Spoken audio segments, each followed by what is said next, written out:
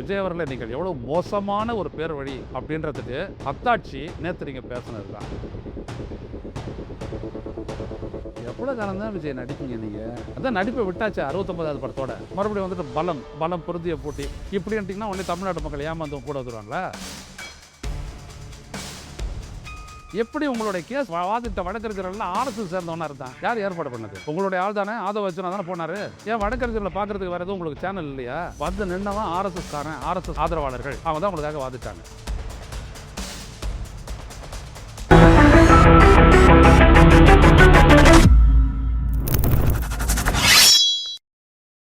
வணக்கம் தோழர்களே, ரோஸ்டர் செய்தியின் வாயிலாக இன்று மீண்டும் உங்களை சந்திப்பதில் பெருமகிழ்ச்சி அடைகின்றேன். தமிழக வெற்றி கழகத்தினுடைய தலைவர் நடிகர் விஜய் நேற்று அவருடைய கட்சியினுடைய சிறப்பு பொதுக்குழு கூட்டத்தை கூட்டினார். அந்த சிறப்பு பொதுக்குழு கூட்டத்தில் அவர் பேசிய போது தமிழக முதலமைச்சரை மீது மிக கடுமையான குற்றச்சாட்டுகளை கூறினார். அவர் அரசியல் செய்கிறார், அவர் பெருந்தன்மையோடு இருப்பதாக காட்டிக்கொள்கிறார், ஆனால் அரசியல் செய்கிறார். இப்படித்தான் 72வது ஆண்டிலிருந்து அவர்கள் செய்து கொண்டிருக்கிறார்கள். எங்கள் கட்சியை நாங்கள் கேட்ட நேரத்தில் உரிய நேரத்தில் அனுமதி தரல, அதுவும் கொடுத்த இடமெல்லாம் வந்துட்டு ரொம்ப சின்ன இடம், கிராம்ப்டு இடம், க்ரௌடு வந்துட்டு சரியாக புரிஞ்சுக்கிட்டு வரக்கூடிய அளவுக்கு நேரம் கொடுக்கல, இப்படின்னு ஏகப்பட்ட குற்றச்சாட்டை வந்துட்டு அவர் சொல்கிறார்.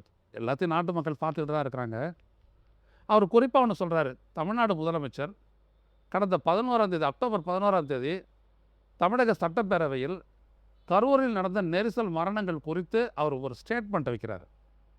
அந்த ஸ்டேட்மெண்ட்டில் என்ன நடந்தது அப்படின்னு காவல்துறை சொன்ன ரிப்போர்ட்டை அப்படியே படிக்கிறார். அதில் அவர் சொன்னதில் முக்கியமான இடம் என்னன்னா, ரொம்ப காலம் தாழ்த்தி விஜய் வர்றாரு அந்த இடத்துக்கு வந்ததும். அது மட்டும் இல்லாமல் காவல்துறை சொன்னதை கேட்டுக்கொண்டு ஒரு 50 மீட்டர் முன்னாடி அங்கே இருக்கக்கூடிய அக்ஷயான்ற மருத்துவமனைக்கு முன்னாடி நிறுத்தியிருந்தார். அப்படின்னம்னா, மருத்துவமனை ஏதோ ஒன்று ஹோட்டலில் அங்கே நிறுத்திட்டு பரப்புரை பண்ணியிருந்தாருன்னா இதெல்லாம் நடந்திருக்காது. ஆனால் எந்த விதமான காவல்துறையினுடைய வழிகாட்டுதலையும் அவர் ஏற்கவில்லை. ஆனால் அங்கேயும் காவல்துறைக்கு ஒரு நன்றி தெரிவித்தார், சல்யூட் டு த போலீஸ் என்று தான் சொல்லிவிட்டு அவர் பேச்சை ஆரம்பித்தார். அப்படி சொல்லிட்டு எல்லாத்தையும் சொன்னார்.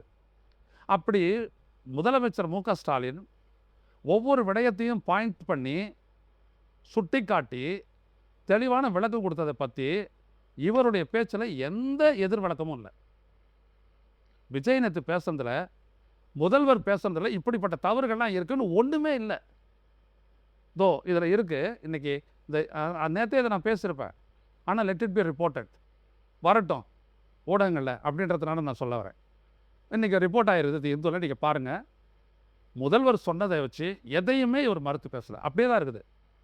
அவருடைய பெருந்தன்மையை ஒரு கேள்வி கேட்குறாரு. இவர் அந்த இடத்துல ஸ்டாம்பீடு நடத்துகிற உடனே அந்த இல்லாத ஓடி வந்து ஃப்ளைட்டை பிடிச்சி இங்கே வந்துட்டார். பத்திரிகையாளர் 30 பேர் செத்து போயிட்டாங்க சார் சார் அப்படின்னு சொல்கிறாங்க. அது கூட திரும்பி பார்க்காத அவர் நடந்து போயிடுறாரு. ஆனால் முதலமைச்சர் இங்கேருந்து அங்கே போய் அவருடைய அமைச்சர்களையும் அங்கே வரவழைச்சு, அங்கே ஒரு கான்ஃபரன்ஸுக்காக வந்திருந்த மருத்துவர்களையெல்லாம் அந்த மருத்துவமனைக்கு வரவழைச்சு, அங்கே காயமுற்று வந்த 150க்கும் மேற்பட்டவர்களுக்கு சிகிச்சை கொடுத்து, அந்த இறந்தவர்கள் எல்லாம் வந்துட்டு உடனடியாக அவங்களுக்கெல்லாம் வந்துட்டு போஸ்ட்மார்ட்டம் செய்து அவர்களுக்கு கொடுக்கக்கூடியதெல்லாம் அவர்களுக்கெல்லாம் ஆறுதல் தெரிவித்து மறுநாள் காத்தாலே அவர் அங்கேருந்து புறப்பட்டு வந்துட்டார். அப்போ அவர் வந்துட்டு உடனே அந்த விசாரணைக்கு ஆணையத்தை அமைக்கிறாரு. அந்த மக்களுக்கு 10 லட்ச ரூபா, இறந்த தங்களுடைய குடும்ப உறுப்பினர் இறந்தவர்களுக்கு 10 லட்ச ரூபா அப்படின்னு ஒரு குடும்பத்துக்கு அறிவித்தார். இவர் 2-3 நாளைக்கு அப்புறம் 10 லட்சம் கொடுத்ததுனால இவர் 20 லட்சம் அறிவிக்கிறார். யார்? விஜய். நீங்கள் நல்லா கவனிக்கணும். இந்த ஸ்டாம்பீடு தொடர்பாக அந்த இடத்துலையோ இல்லை மருத்துவமனையிலையோ ஒரே ஒரு தாவேகாரன் கூட கிடையாது. இவரும் ஓடி வந்துட்டார்.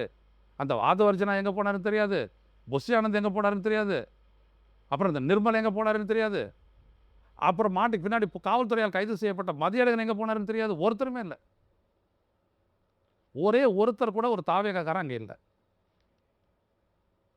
ஆனால் முதலமைச்சர் அங்கே இருந்தார். இவர் சொல்கிறாரு, அவருடைய பெருந்தன்மையாக நடந்து கொள்வதை போல நடிக்கிறார் அப்படின்னு இவர் சொல்கிறார். விஜய் அவர்களை நீங்கள் எவ்வளோ மோசமான ஒரு பேர் வழி அப்படின்றதுக்கு அத்தாட்சி நேற்று நீங்கள் பேசுனது தான். அந்த இடத்த கேட்டது நீங்களா இல்லை அரசா? கரூர்லையோ இல்லை நாமக்கல்லையோ அந்த இடத்த கேட்டது நீங்களா அரசா? நீங்கள் 3 இடம் கொடுக்குறீங்க, அவங்க இந்த இடத்த 3ல் 1 தான் அந்த கரூரில் இருக்கக்கூடிய ஈரோடு பாதை.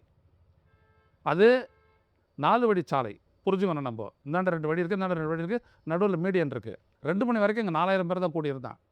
அதுக்கப்புறம் கொஞ்சம் கொஞ்சமாக அதிகரிக்குது. நீங்கள் சொன்ன நேரம் அங்கே 12 மணி. ஏன்னா நீங்கள் நாமக்கல்லுக்கு வரேன்னு சொன்ன நேரம் காத்தால 8:45 மணி. ஆனால் இங்கேருந்து ஃப்ளைட் எத்தனை மணிக்கு புறப்பட்டீங்க? இங்கேருந்தே 8:45 தான் உங்களோட ஃப்ளைட். அதுவும் சார்ட்டர்டு ஃப்ளைட் உங்களுக்காகவே நிற்குது. நீங்கள் ஏற்பாடு பண்ணிக்கிட்டது. ஏன் 6 மணிக்கு புறப்பட்டு அங்கே 8:45 சரியாக பேசக்கூடாதா நீங்கள்? போலீஸ்காரன் சொன்னானா? வாங்க சார், மெதுவாக வாங்க, 8:45 கொடுத்துருக்கீங்க, மெதுவாக ஒரு 12 மணிக்கு வாங்க அப்படி சொன்னானா போலீஸ்காரன்? போலீஸை குற்றம் சாட்டுறீங்க. அப்புறம் அங்கேயே போலீஸுக்கு சல்யூட் அடிச்சிங்க. போலீஸ் இல்லைன்னா அந்த இடத்துக்கே நான் வந்திருக்க முடியாதுன்னு நீங்கள் தான் சார் சொன்னீங்க. விஜய், நீங்கள் தானே சொன்னீங்க. அப்புறம் இப்போ அப்படியே மாற்றி பேசுகிறீங்க நேற்று. ஆனால் நல்லது, உங்களுடைய பொதுக்குழு உறுப்பினர்கள்லாம் உங்களுடைய பேச்சை நல்லா ஒத்து கேட்டாங்க. எல்லோரும் கைதட்டல, முன்னாடி மாதிரி ஓன்னு கத்தலை, உஷாராயிட்டாங்க. ரைட்டு, நம்ம தலைவர் ஓடி ஒளிஞ்சார் 1 மாதம் அப்படின்னோடனே அவங்க புரிஞ்சுக்கிட்டாங்க. இவருடைய ஸ்ட்ரென்த் என்ன, வீக்னஸ் என்ன, இவருடைய மனிதாபம் என்ன, தைரியம் என்ன, எல்லாத்தையும் அவங்க புரிஞ்சுக்கிட்டாங்க. எங்கே இருந்தீங்க நீங்கள்? இங்கேருந்து 8:45 போயிட்டு 8:45 சொன்ன நாமக்கல்ல 2:45 மணிக்கு நீங்கள் பேச ஆரம்பிக்கிறீங்க. 6 மணி நேரம் வெயில், புரட்டாசி வெயில், சோறு தண்ணி கிடையாது, ஒன்றுக்கு போக வழி இல்லை. இது எதையாவது நீங்கள் யோசிச்சிருக்கீங்களா? நாட்டு மக்களை பற்றி பேசுகிறீங்களா? உங்கள் கட்சிக்காரனை பற்றியே நீ யோசிக்கலையா? இதுக்கு நேற்று பதில் சொல்லியிருக்கணும்ல நீங்கள் பொதுக்குழுல. நம்ம எல்லாத்தையும் சொன்னோம், தண்ணி கொடுத்தோம், சாப்பாடு கொடுத்தோம், எல்லாத்தையுமே கொடுத்தோம். சொல்ல முடிஞ்சுதான் உங்களால்? அங்கே நடந்தது என்ன? ஏன் ஃப்ளட் லைட்ஸு 12 மணிக்கு வரேன்னு சொல்லிட்டு உங்களுடைய பொதுச் செயலாளர் சொன்னார், உங்களுக்கு தெரியாதான்னு சொன்னார் அவர். 3 மணி டு 10 மணின்னு பர்மிஷன் வாங்கினீங்கல்ல, அப்படியே அங்கே இருக்கிறவங்க வந்துட்டு 12 மணிக்கு நீங்கள் வருவீங்கன்னு சொன்னாங்க. ஏன்னா 8:45 நீங்கள் நாமக்கல்லில் பேசுகிறதுக்கு சொல்லியிருந்தீங்க. எதையும் பொருட்படுத்தாமல் காலம் தாழ்த்தி வர்றது, கூடவே ஒரு கும்பலை கூப்பிட்டு வந்துடுறது, ஏற்கனவே இருக்க கும்பலோட இந்த கும்பல் சேர்றது, அங்கே டைட் ஆகிட்டோன்னா போலீஸ்காரர் சொல்கிறாங்க அங்கே போகாதீங்க, க்ரௌடு பஸ்ட் ஏற்பட்டுடும், நெரிசல் ஏற்பட்டுடும் அப்படின்ற அந்த வார்த்தையில் சொல்கிறாரு. கேட்கலையே? இல்லை, அந்த ஸ்பாட் எடுத்து போய் நிறுத்து. எதுக்கு அந்த ஸ்பாட்டில் தான் வந்து பேசணும்னு நினச்சிங்க நீங்கள்? நீங்கள் தான் பகலில் வரதுன்னு சொன்னீங்கல்ல, எதுக்கு ஜென்ரேட்டர் ஏற்பாடு பண்ணீங்க? எதுக்கு ஃபோக்கஸ் லைட்லாம் ஏற்பாடு பண்ணீங்க? இந்த கேள்வியெல்லாம் நீங்கள் அந்த இடத்த நீங்கள் பற்றி விளக்கம் கொடுத்துருந்தீங்கன்னா முதலமைச்சருக்கு நேரடியாக இந்த கேள்வியெல்லாம் எழுந்திருக்கும். மாட்டிக்கிட்டு இருப்பீங்க. உடனே இவங்க அப்படி தான், இவங்களை கேள்வி கேட்குறதுக்கு ஆள் இல்லை அப்படின்னு சொல்லிட்டு டப்பாய்க்கிறீங்க. முழுசாக உங்களுடைய முகத்தில் தெரிஞ்சது என்னன்னா பொய்மை, ஃபால்ஸ்ஹுட். உங்களுடைய வார்த்தையில் வெளிப்பட்டதெல்லாம் பொய். எதையாவது விளக்கம் முடிஞ்சுதா உங்களால்? 41 பேர் செத்து போனாங்களே, இந்த 41 பேர் செத்ததுக்கு எல்லாம் அரசு அங்கே நடந்ததுன்னா காரணம் என்ன? நீ ஏன் அவங்கள கூப்பிட்டு காலில் விழுந்து அழுத, மன்னிப்பு கேட்ட? நீ காரணம் இல்லைல்ல, நீங்கள் பொறுப்பு இல்லைல்ல. சரி ஐயா, அழுதிங்க, ஏன்னா துக்கம் தாங்க முடியல. அது வரை 30 நாள் தேக்கி வச்ச துக்கம் 27 செப்டம்பர் முடிஞ்சு 27 அக்டோபர் தான் அவங்கள பார்க்குறீங்க. பார்த்த உடனே துக்கம் பீரியட்டுக்கு வந்துச்சு, அழுதிங்க. மன்னிப்பு எதுக்கு கேட்டீங்க? வருத்தப்படலாம், நான் உங்களால் நேரில் சந்திக்க முடியலைங்க, கோச்சிக்காதீங்க, உங்களை கூப்பிட்டு வர வச்சு பேசுகிறேன், கோச்சிக்காதீங்க அப்படின்னா சரியாக போச்சு, என்னை மன்னிச்சுடுங்க அப்படிங்கிற. எதுக்கு உன்னை மன்னிக்கணும்? அப்போது அந்த குற்றச்செயல் அங்கே நடந்ததுக்கு காரணம் நீன்றது உன்னுடைய உள்மனது உறுத்துது இல்லையா? இதுதான் கில்ட்டி கான்சியன்ஸ்ன்றது, குற்ற உணர்வு. இதெல்லாம் மறக்கவே முடியாது விஜய். இதெல்லாம் நீங்கள் ஜுஜுபி. இந்த நாட்டுக்கு இதெல்லாம் ரொம்ப விவரமாக தெரியும். 10 குழந்தைங்க, 18 பெண்கள், 13 ஆண்கள் செத்து போனவங்க. இந்த மாநில அரசு மட்டும் 10 லட்சம் கொடுக்கலான்னு 20 லட்சம் கொடுக்குற ஆளா நீங்கள்? அதையே 2 பேருடைய பேரில் பெட்டிஷனை போட்டுட்டு அவங்க நாங்கள் போடலை பெட்டிஷன் உடனே அவங்க 2 பேருக்கு அனுப்பலை. என்ன பழி வாங்குற உணர்ச்சி பாருங்கள். அப்போ அவங்ககிட்ட சொல்லியிருக்கணும்ல, நான் உங்கள் பேரில் பெட்டிஷன் போட போகிறோம், சிபிஐக்கு விசாரணை கேட்டு பெட்டிஷன் போட போகிறோம். யார் வந்து கேட்டாங்கன்னா ஆமாம் ஆமாம் அப்படி சொல்லுங்கள் அப்படி சொல்லியிருந்தா அவங்க சொல்லிட்டு போகிறாங்க. சொல்லலை, ஏதோ பணம் வாங்கி தரேன்னு சொல்லிட்டு கையெழுத்து வாங்கிட்டு போயிட்டு அந்த பெட்டிஷனை போட்டிங்க. அவங்கள கேட்டபோது இல்லைன்ட்டாங்க. அவ்வளோதானே. ஒன்று 20 லட்சம் கிடையாது. எல்லா பத்திரிகையும் இந்த செய்தி வந்துச்சுல்ல, ஏன் ரியாக்ட் பண்ணல? ஏன் நேற்று சொல்லலாத? நேற்று விளக்கியிருக்கணும்ல. எப்படி நீங்கள் கேஸ் போட்டிங்க? எப்படி உங்களுடைய கேஸ் வாதிட்ட வழக்கறிஞர்கள்லாம் ஆர்எஸ்எஸ் சேர்ந்தவனா இருந்தான்?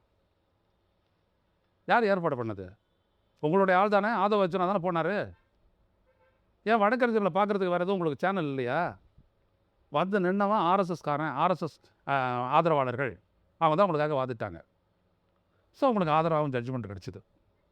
அது ஜட்ஜ்மெண்ட்டில் ஆர்டர் கிடச்சிது. இவ்வளோ தான் நீ கொள்கை, பிஜேபி எதிரி, ஒரு புடலங்காயும் கிடையாது. அதான் இவர் கடைசியில் என்ன பண்ணுறாரு, அந்த பொதுக்குழுவை கூட்டிட்டு பொதுக்குழுக்கிட்டேருந்து கூட்டணி அமைக்கிறதுக்கான அதிகாரத்தை இவர் வாங்கிக்கிறாரு. அதுக்கு தான் நேற்று கூட்டதே. சிறப்பு பொதுக்குழு, வேறு எதுக்கும் இல்லை. இவர் கூட்டணி போகிறாரு. அந்த பிஜேபியானது எதிரி, கொள்கை எதிரி, திமுக எனது அரசியல் எதிரி, அண்ணா திமுக எனது நியூட்ரல் எதிரி. சிரிப்பான பெரிய ஜோக்கர் இருந்த ஆள். கூட்டணிக்கு போகிறாரு. அதை திடீர்னு முடிவெடுத்துடக்கூடாது, தொண்டை கோச்சிக்க கூடாது இல்லை. அதனால் பொதுக்குழுவை கூட்டி 5 ஸ்டார் ஹோட்டலில் பொதுக்குழுவெல்லாம் கூட்டி சோறு கரெல்லாம் போட்டு தலைவருக்கு அதிகாரத்தை கொடுக்குறாங்களாம். நீ என்ன சொன்ன? நீங்கள் தான் முதல்வர், இதை ஒத்துக்கிட்டு வந்தால் தான் கூட்டணி, அப்படி தானே சொன்னீங்க எங்கள் விக்கிரவாண்டி மாநாட்டில். இப்போ சொல்லிவிடு, விஜய் தலைமையில் விஜய் தான் முதல்வர் வேட்பாளர், இதை ஏற்றுக்கொண்டு வரக்கூடிய கட்சிகளுடன் கூட்டணி அப்படின்னு சொல்லி தீர்மானத்தை போட்டிங்கன்னா அதிகாரத்தை வாங்க வேண்டிய அவசியமே இல்லையே. ஏன்னா அப்படி போட்டோம்னா பிஜேபி அதிமுக வராது உங்களுடைய கூட்டணிக்கு, நீங்களும் போக முடியாது. தனிச்சு நின்னா நாரிடுவீங்க. நீங்கள் ஒன்றும் அப்படின்னா பலம். எவ்வளோ காலம் தான் விஜய் நடிப்பீங்க நீங்கள்? அதான் நடிப்பை விட்டாச்சு 69வது படத்தோட. மறுபடியும் வந்துட்டு பலம் பலம் பொருந்திய போட்டி இப்படின்ட்டிங்கன்னா உடனே தமிழ்நாட்டு மக்கள் ஏமாந்து கூட வந்துடுவாங்களா? உன்னை விட விவரமானவங்க அரசியலில் தமிழ்நாட்டு மக்கள் எல்லாம் ஹீரோ. அது கரூர் சம்பவத்துக்கு பிறகு உன்னை கை கழுவி விட்டாங்க. உன் கூட நிற்கிறது யாருன்னம்னா, ஏற்கனவே இந்த ரசிகர்கள் ஒரு 80% பேர் உன் கூட நிற்கிறாங்க. 20% பேர் தெரிஞ்சுட்டான். டேய் நம்ம ஆள் அவ்வளோ தான்டா, எழுதியே போட்டான். இவ்வளோ தான் அது. போய்ட்டு அங்கே போய்ட்டு நீ ஆறுதல் சொல்ல மாட்டேன், அங்கேருந்தும் ஓடி வந்துட்டேன், திருப்பி அங்கே போக மாட்டேன், போனால் என்ன ஆகிடுவேன், கட்சி திருடுவான்ன்ற அளவு கேள்வி கேட்டானுங்க. ரசிகன்னு தான் சிந்திக்கிறான்ல எல்லாருமே. நீங்கள் மிதக்கிறவங்க 200 கோடியை வாங்கிக்கிட்டு, அவன் அப்படியா? அவன் உடைக்கணும்ல ஒரு ஒருத்தனம். செத்தவன் நல்லா உடைக்கிறவன் தானே. 41 பேருக்கு நீ வந்துட்டு 47 பேருக்குல 2 குடும்பத்தை நீ கழிச்சிட்ட, 35 குடும்பங்களுக்கு கொடுத்தீங்க, 37 குடும்பத்துக்குலாம் கொடுத்தீங்க. அங்கே முதல் மாநாட்டில் 6 பேர் சத்தாங்க, அப்புறம் மதுரை மாநாட்டில் 3 பேர் சத்தாங்க. அந்த 9 பேருக்கு ஏன் ஒத்த பைசா கூட கொடுக்கல? அனுதாபம் கூட தெரிவிக்கல ஏன்? ஏன்னா அதான் விஜய், அதான் நீங்கள். உங்கள் படத்துக்கு 200 டிக்கெட்டை 2000 ரூபா கொடுத்து வாங்குறத வந்து என்கரேஜ் பண்ணிவிட்டு வேடிக்கை பார்த்துட்டு இருந்த ஆள் தானே நீங்கள். பாரு, என் படத்துக்கு டிக்கெட் 2000 ரூபாய்க்கு போகுது, அந்த கௌரவத்தில் தான் நீங்கள் வாழ்ந்துட்டு இருந்தீங்க. இதுக்கு மேலே புரிஞ்சுக்குவாங்க விஜய். இதே மாதிரி எனக்கு என்னென்னா, இதே மாதிரி நீங்கள் இன்னும் 2-3 பொதுக்குழு போட்டிங்கன்னா உங்களுடைய கட்சி க்ளீன் ஆகிடும். இந்த விஜய் பாஜக அதிமுக கூட்டணிக்கு போவார், அதான் கிறிஸ்மஸ் பார்ட்டி அப்படின்ட்டு எல்லா தொலைக்காட்சிக்கும் நான் சொல்லிட்டேன், பதிவே பண்ணியிருக்கேன். இதை இருந்தாலும் செய்கிறாரா இல்லையான்னு பாருங்கள். இவர் தனித்து போட்டிடுறது, நீ தான் பலம் வாய்ந்துட்டு உனக்கு திமுக தான் நேரடியாக போட்டின்றீங்க, தனியாக இல்லை. அப்புறம் கவுண்ட் பண்ணணும் எவ்வளோ சீட்டில் டெபாசிட் போச்சுன்ட்டு. எனக்கு தெரிஞ்சு ஒரு இடத்துல டெபாசிட் வாங்குறதுக்கான கட்சி உங்களுக்கு ஆதரவு இல்லை. தமிழ்நாட்டு மக்கள் அவ்வளோ தூரம் ஒன்றும் தெரியாதவங்கலாம் கிடையாது. ஒரு ரசிகன் உனக்கு ஓட்டு போடுவான், அதுலேயும் ஒரு 20% இப்போ ஏற்கனவே காலாவதி ஆகி போச்சு, முடிஞ்சு போச்சு. மீதி இருக்கிறவனும் சொச்ச காலத்துக்கு சிந்திப்பான் இந்த 6 மாதத்துக்குள்ளே. ஒரு கட்சியினுடைய பொதுக்குழு கூட்டி கட்சியினுடைய நடவடிக்கை பற்றி எந்த பேச்சுமே இல்லை. பரந்தூருக்கு போனார் இவர், நான் உங்களோட நிற்பேன்னாரு. பரந்தூரில் இது வரைக்கும் 1000 ஏக்கர் நிலத்தை வாங்கிட்டாங்க, கையகப்படுத்திட்டாங்க. 400 கோடி காம்பன்சேஷன் கொடுக்கப்பட்டது. இவர் பேசுறதுக்கு முன்னாடி அந்த செய்தி வந்துடுச்சு. ஆனால் அதை பற்றி விஜய் ஒன்றுமே கண்டுக்கல. இதுதான் இவர் மக்களோட நிற்கிறதுனுடைய அத்தாட்சி. விஜய் அவர்களே, இந்த முதலமைச்சரோட நீங்கள் மோதவே முடியாது. ஏன்னா அவருடைய அரசியல் மக்களை மையப்படுத்தி நிற்கிறது. உங்களுடைய அரசியல் ஏமாற்றம், தந்திரத்தை